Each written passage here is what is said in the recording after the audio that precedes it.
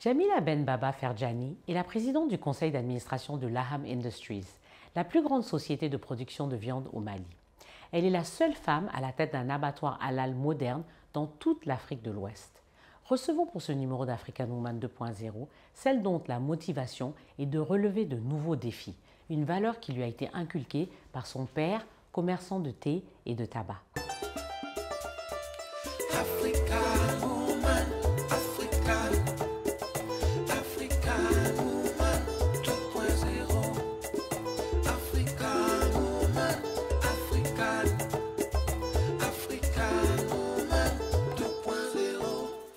Présidente du conseil d'administration de Laham Industries, la plus grande industrie de production de viande du Mali, Jamila Ben Baba Ferjani a réussi à s'imposer dans le secteur bovin, généralement réservé aux hommes. Diplômée de l'École supérieure d'administration des entreprises de Paris, elle a occupé plusieurs fonctions, notamment gérante d'une concession automobile en Guinée, dirigeante de l'Association malienne des vendeurs de thé et promotrice d'un hôtel à Bamako. Lancée en 2016, Laham Industries affiche une production mensuelle de plus de 80 tonnes de viande vendue dans les boucheries et à des entreprises. Jamila est la seule femme à la tête d'un abattoir moderne certifié halal dans toute l'Afrique de l'Ouest. À travers son parcours, elle espère inspirer les filles et les femmes maliennes. Bonjour Jamila. Bonjour Aïssata. Un plaisir de te recevoir à Abidjan sur le plateau d'African Woman 2.0. Merci, c'est un honneur. Oui, que merci. Tu me fais en m'invitant. Merci, merci. Et surtout qu'on devait le faire, ça fait presque 2 ans. À cause du Covid. Oui, à cause du Covid, ça n'a pas été facile, c'est vrai. Donc, Jamila, tu es sur Abidjan et en fait, tu es directrice, enfin, je ne sais pas si je devrais dire directrice, mais présidente du conseil d'administration d'un abattoir. D'une société, d'une SA qui s'appelle Laham Industries. D'accord. Explique-nous, moi je veux savoir, qu'est-ce qui emmène une femme dans un abattoir? Parce que moi, la vue du sang me dérange. Donc, comment toi, tu fais pour être à la tête du conseil d'administration d'une société qui fait que ça, en fait, abattre des animaux à longueur de journée? Très bonne question. Même moi, je me pose tous les matins ces questions. Mais je vis au Mali et tout le monde sait que le Mali est un grand producteur de bétail. Tout à fait. Et je voulais valoriser un produit du terroir. D'accord. Et j'ai pensé à la viande. Comme j'étais déjà dans l'agro-industrie, donc j'ai pensé à la viande. Et je me suis dit, tout le monde sait que la viande du Mali est une viande juteuse, goûteuse et de qualité. Je voulais la faire connaître en dehors de nos frontières, aussi bien dans la sous-région qu'à l'international. Et donc, explique-nous un peu. Donc, tu es basée au Mali. L'abattoir est où? L'abattoir est à 500 km de Bamako, à Kaï. Donc, comment se passe ce business d'abattoir? Vous achetez du bétail et puis, comment ça se passe en fait? Parce que j'imagine que... En fait, on fait de la production de viande. D'accord. Donc, nous achetons le bétail auprès des éleveurs. Nous les abattons, nous les transformons et nous les distribuons. D'accord. Donc, vous faites l'achat, transformation, abattage, et puis transformation et distribution. Voilà. Donc, c'est une large opération alors. Tout à fait. Et donc, tu emploies combien de gens? Une chaîne. Nous employons à peu près 110 personnes. D'accord.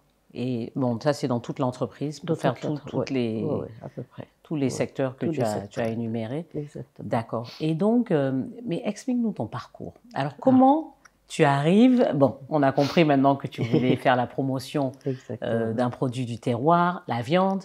Mais comment tu es arrivée là? Donc, explique-nous un peu ton parcours. Moi, comme je vous ai dit, je suis dans l'agro-industrie. Oui.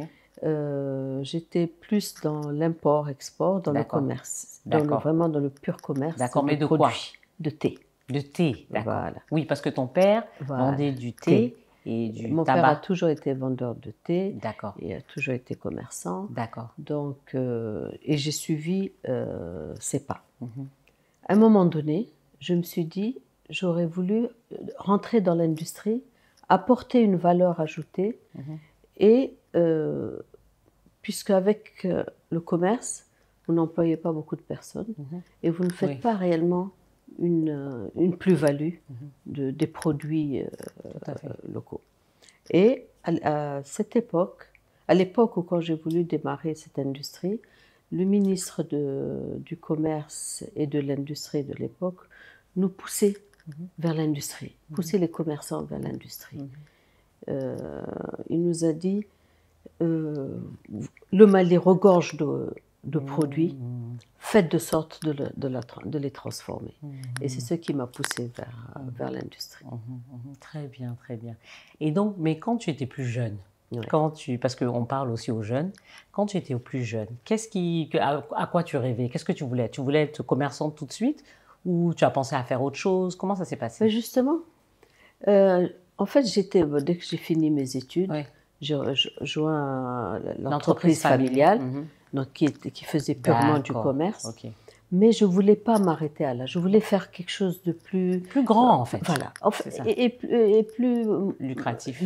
Le commerce, je peux vous assurer que le commerce est plus lucratif. Ah oui, hein? Ah oui, que l'industrie dans nos pays. Absolument, puisque dans nos pays, il faut que nos dirigeants prennent ce secteur beaucoup plus à cœur et aident l'industrie. Oui, mais quand tu dis ça, tu parles surtout parce que quand tu fais de la distribution, tu parles du transport, c'est de ce genre de choses dont tu parles quand tu dis, ou bien non, tu parles de quoi tu parles quand tu dis que les politiques doivent aider un peu plus? Ils doivent créer un environnement un peu plus propice.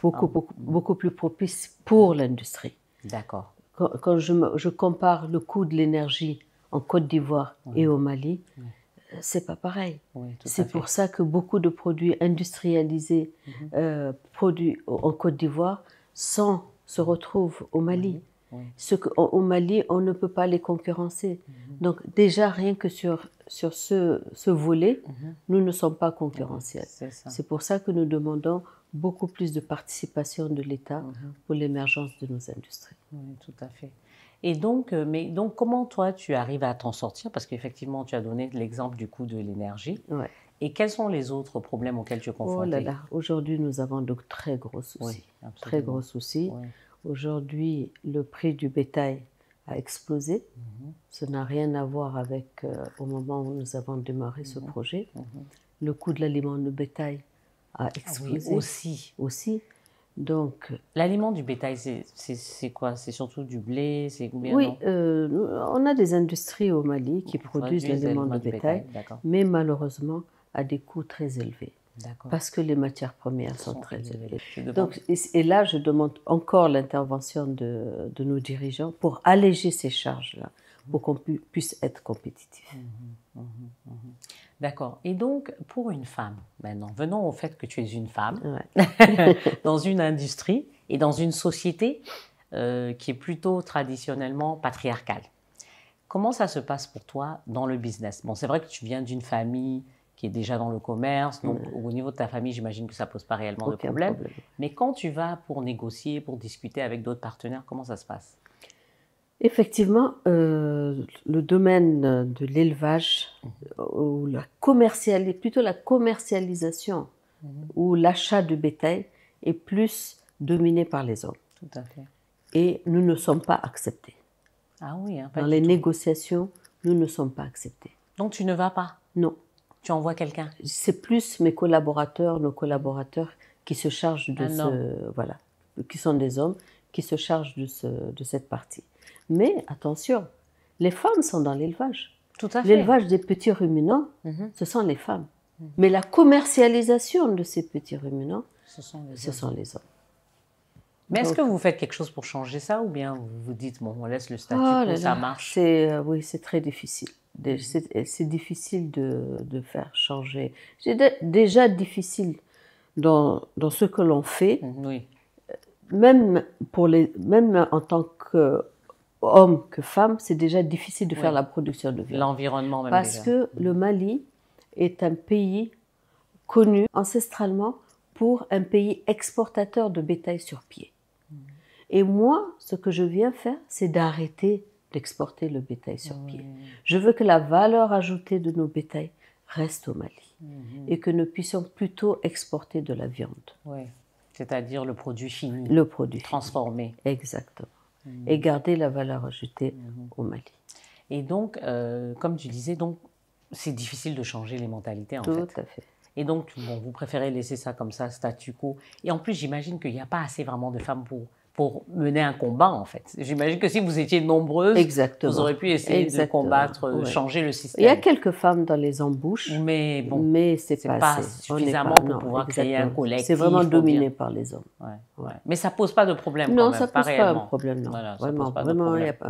Il n'y a pas de parce problème. que vous arrivez à quand même faire vos affaires, j'imagine. Exactement. Mais est-ce que c'est un secteur que tu dirais, enfin, est-ce que tu encourages les jeunes, même les femmes aussi, à rejoindre ce secteur? Parce que c'est vrai que c'est très intéressant et j'imagine qu'il n'y a pas assez de gens.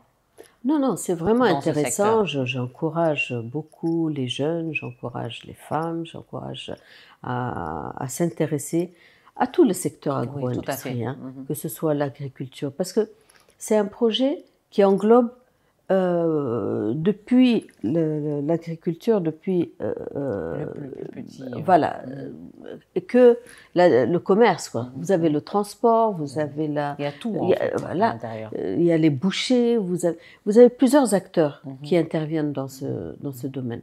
Donc j'encourage vraiment les jeunes à s'accaparer, à s'intéresser à ce. Que c'est difficile. Ah, c'est très difficile. C'est très difficile. Surtout au niveau de la logistique. Exactement. Parce que nos routes ne sont pas encore... Voilà, les routes ne sont pas super. Bonnes encore, donc... l'électricité coûte cher. L'électricité coûte cher. Le prix des matières premières a explosé. Ouais. Donc ça fait que tout... Mais bon, dans tous les secteurs, vous avez ce problème-là. Dans chaque secteur, on retrouve tous ces problèmes. Ouais. Il faut se battre. Je me bats tous les jours. Hein. C'est pas du tout facile, ne croyez pas. C'est pas du tout facile. Et quand tu dis tu te bats, tu peux donner des exemples en fait de... Je me bats avec l'administration. Je peux vous dire aujourd'hui que ce que les autorités de transition actuelles nous ont facilité, on n'avait pas ces facilités avant. C'est très bien. Parce que il y avait la mission des Nations Unies au Mali. Vous imaginez, exportent toute leur consommation de viande au Mali. Ce qui est scandaleux pour un pays d'élevage. C'est scandaleux. On nous disait, ah oui, parce que vous n'avez pas les normes d'hygiène requises. Et ce n'est pas vrai.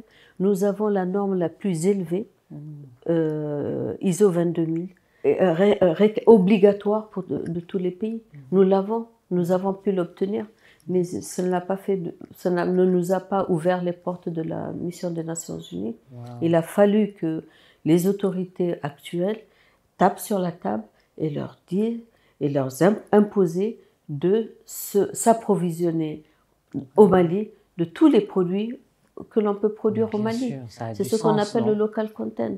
Donc, et ça, je les encourage de plus en plus pour toutes les sociétés, que ce soit les sociétés minières, que ce soit il faut qu'ils puissent consommer local. En fait, c'est ça. Oui, parce que c'est ça. Parce il n'y a que ça qui pourra sauver nos industries. Tout à fait, tout à fait. Et donc, toi, tu es du Nord Mali, et donc tu ne parles pas bambara. Malheureusement, non. Mais je parle le soraï. Ouais. Non, c'est important de dire parce que pour dire qu'il y a différents groupes je parle le soraï, je parle l'arabe. Voilà. Parce que je suis du Nord et c'est vrai, je n'ai pas grandi à Bamako. C'est peut-être pour ça que je ne le parle pas. Mais je parle très bien le soraï. D'accord. Ton cursus scolaire, justement, tu l'as fait où? Alors, j'ai commencé mon cursus scolaire au Niger. D'accord. Où mes parents étaient établis. D'accord. Jusqu'au bac. Après, je suis allée en France, où j'ai fait une école d'administration des entreprises. Et après, on est retourné en Guinée et après au Mali. D'accord. Et après, tu intègres l'entreprise familiale. Tout à fait. Tu travailles un peu d'abord. Et puis après, tu décides de créer. Et je voulais avoir mon indépendance et j'ai créé mon industrie. Donc en fait, c'est toi-même qui as créé ton industrie. Exactement. Waouh. Ouais. Wow. Je suis associée. Et tu avais combien d'années d'expérience déjà quand tu as créé ton... J'avais plus de 20 ans d'expérience. Ah oui, d'accord. Donc tu avais vraiment acquis de l'expérience au moment où tu crées maintenant ton groupe. Exactement. Exactement. Et je l'ai créé avec un bureau de consultants qui sont associés avec moi. D'accord, d'accord. Et ça a qui été s'appelle facile, Catec. cette création La création a été d'entreprise? facile, c'est la mise en œuvre qui a été Oui, difficile, bien sûr. parce qu'on a eu des problèmes politiques, on a Oui, eu des problèmes, des coups d'État, des embargos. tout à Ça fait. ne nous a pas du tout facilité la tâche. Qu'est-ce qui t'a poussé à persévérer, justement, en Parce face de que toutes ces difficultés? têtu, et je voulais aller jusqu'au bout. Mais j'imagine aussi que tu avais peut-être une vision, tu voyais ton Oui, je projet. voulais absolument, vraiment aller jusqu'au bout. Je voulais vraiment promouvoir cette viande du Mali. Faire un label, viande du Mali, la faire connaître partout, dans la sous-région, aux Émirats, à Dubaï. Partout, je voudrais la faire connaître. Mais où est ma viande, là, que tu nous vas amener aujourd'hui? Ah oui, la prochaine fois. La viande juteuse du Mali, là, je n'ai pas goûté Ah, aujourd'hui. tu as vu. Toi-même, tu sais que notre viande est bonne. Très, très bonne. Très, très bonne. Ah. Surtout le dibisogo. Le dibisogo. Mais la viande qu'on Délicieux. vous amène ici, là, Oui. elle n'est pas bonne Oui, par oui. rapport à... Parce C'est vrai. qu'ils amènent le bétail fatigué. Oui. Ils l'abattent fatigué. Ah, Donc, explique-nous ce processus, Oui, d'ailleurs. Alors, parce que explique-nous. c'est Parce ça. que c'est vrai que parfois, alors, je prends l'exemple, par exemple, du Japon, où ils ont les viandes, bien sûr, bon, ça c'est un peu l'extrême, mais tu sens la différence parfois entre les steaks. Alors, tu manges un steak, parfois il est bien juteux, bien bon, et voilà, et parfois tu manges un steak et tu mâches, c'est comme une sandale, c'est comme une semelle, c'est dur, c'est... Parce que c'est pour ça que nous voulons éviter l'exportation du bétail sur pied. Ce bétail est transporté dans des camions. Le bétail est fatigué, ne mange pas, ne boit pas. Arrivé en Côte d'Ivoire ou dans d'autres pays, ils sont fatigués et on les abat fatigués. Ce que nous ne faisons pas. Nous, grâce à la Banque mondiale, nous avons créé des parcs d'embauche. Nous avons permis à 50 éleveurs autour de notre abattoir d'avoir des parcs d'embauche. Pourquoi avoir des parcs d'embauche? C'est quoi parc d'embauche, excuse-moi? C'est des parcs pour améliorer le bétail, D'accord. améliorer le poids du bétail. D'accord. Donc on apprend à ces éleveurs comment améliorer la qualité du bétail, comment les nourrir. Ils reçoivent des vaccins. Il y a une traçabilité de ce bétail. Et nous arrivons à les amener à un poids comparable au poids des bêtes à l'international. D'accord, je comprends. C'est ce qui pourra nous permettre d'exporter de la viande ailleurs et avoir la même qualité que ces viandes qu'on va retrouver ailleurs. Tout à fait. Et grâce à notre initiative, on a demandé à la Banque mondiale de financer ces parcs. Et 50 parcs d'embauche ont vu le jour. Super. Autour de notre... Super. Donc, je disais alors, ce bétail qui arrive en Côte d'Ivoire arrive fatigué, mais ce n'est que du muscle. Il est abattu et vous mangez que du muscle. Vous ne mangez plus de la viande. Si vous comparez au Japon, le bétail au Japon qu'on appelle la viande de Kobe, le bétail ne bouge même pas, ne marche pas du tout. Il est à l'aise. Il est nourri, il est dans des bonnes conditions et il ne marche même pas pour ne pas avoir du muscle, pour ne pas avoir de la viande dure. Voilà la différence. Et c'est ce que nous essayons d'apprendre, d'enseigner à nos éleveurs pour qu'on puisse avoir de la viande de qualité. Et oui, parce que en fait, ok, donc par exemple la Côte d'Ivoire, j'imagine que c'est un pays importateur de bétail. Donc il prend au Mali, au Niger, enfin tous les pays voilà, qui sont au Burkina, pays, voilà, au Burkina, qui sont du bétail et qui ont du bétail et ils viennent et ils abattent ici. Exact. Et vous, ce que vous voulez faire, c'est en fait leur donner la viande qui a déjà été abattue, mais le problème de conservation maintenant aussi, parce que ça soulève aussi des problèmes de conservation à ce niveau. Parce que nous sommes habitants dans des pays chauds, bon, c'est les routes, c'est les... Vous savez, si on a pu avoir l'ISO 22000, c'est que vous avez on a respecté toute la chaîne de froid. D'accord. Nous avons des chambres de froid aux normes internationales, nous avons des camions frigorifiques aux normes internationales et c'est exporté dans des camions frigorifiques. La chaîne de froid n'est jamais rompue. Très bien. Parce que c'est ça c'est un autre problème. Exactement, bien sûr. Parce que parfois, on se retrouve avec des produits un peu douteux qui viennent même parfois de France et tout. Bien sûr. Il suffit que la chaîne de froid soit... Exactement. Oui, ça se voit même parfois sur le produit. Bien sûr. D'accord. Nous avons des chambres frigorifiques énormes pour contenir cette viande. Et nous avons des camions frigorifiques pour transporter cette viande. On peut vous assurer que la chaîne de froid n'est jamais rompue. Donc les produits arrivent frais. Tout à fait. Voilà, livrés et tout ça. Livrés, mais et donc, est-ce que vous faites beaucoup en termes d'exportation? Vous faites dans la sous-région, vous exportez? Nous sommes plus vers le Sénégal. D'accord. Et beaucoup au Mali aujourd'hui. Bien sûr, bien sûr. Nous n'arrivons pas encore à attaquer les pays plus lointains à cause de la concurrence. Ah, la concurrence. Nos prix ne sont pas encore compétitifs, comme je vous avais dit tout à l'heure. C'est beaucoup trop cher. C'est trop cher. Mais le prix, c'est pas compétitif. Donc oui, on va jamais. Et c'est là encore, en Europe, en France, les prix ne sont pas compétitifs, mais l'Union européenne subventionne. Ouais, c'est ça. C'est là où les politiques doivent intervenir.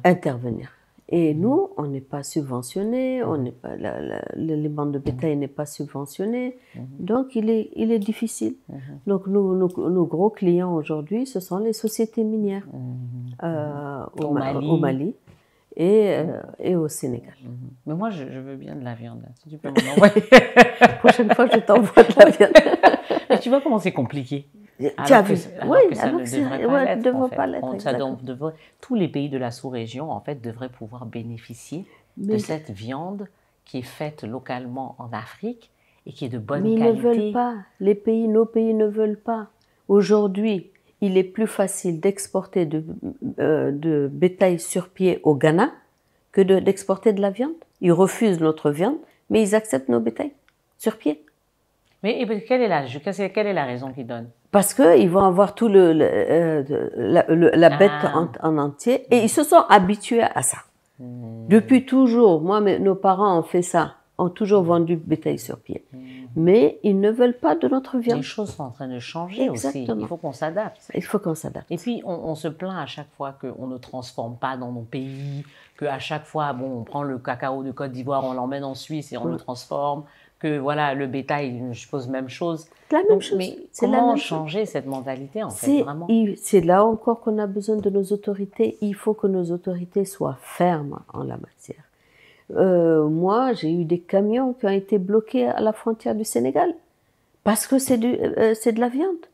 Alors que les camions qui transportent du bétail sur pied passent normalement. Mais ils ne veulent pas de la viande. Donc c'est vraiment une bataille de longue haleine. Parce que oui, en fait, il faut sensibiliser sur la qualité de la viande. Exactement.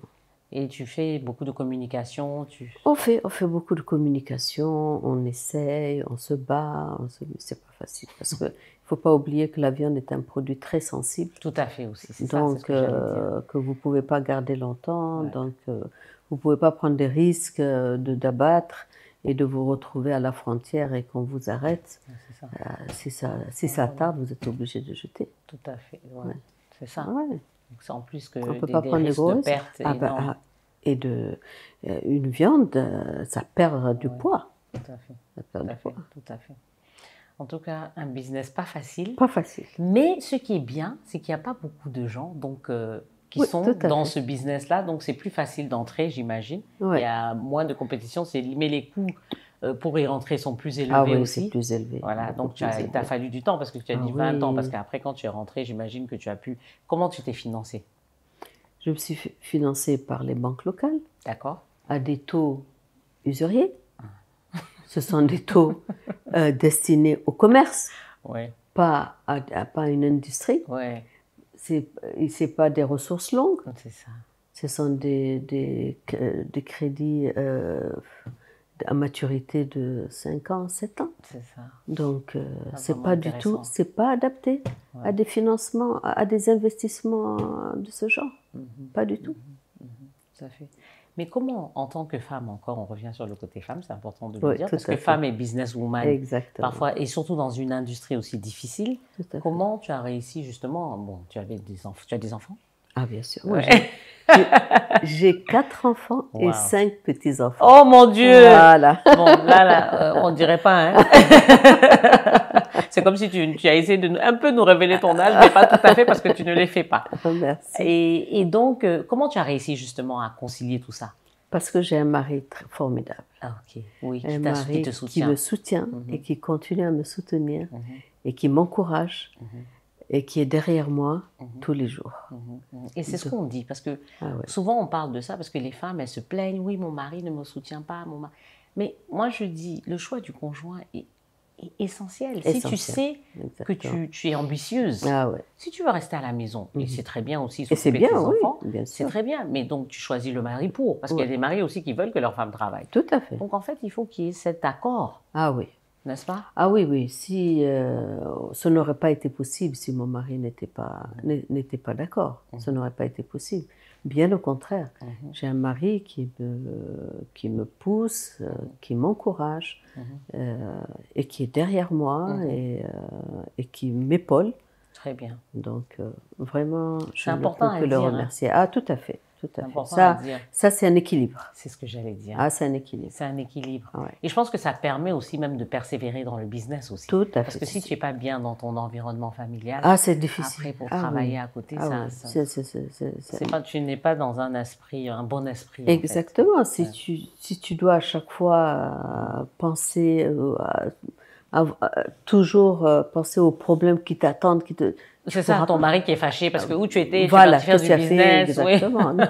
Tu n'as pas fait la cuisine.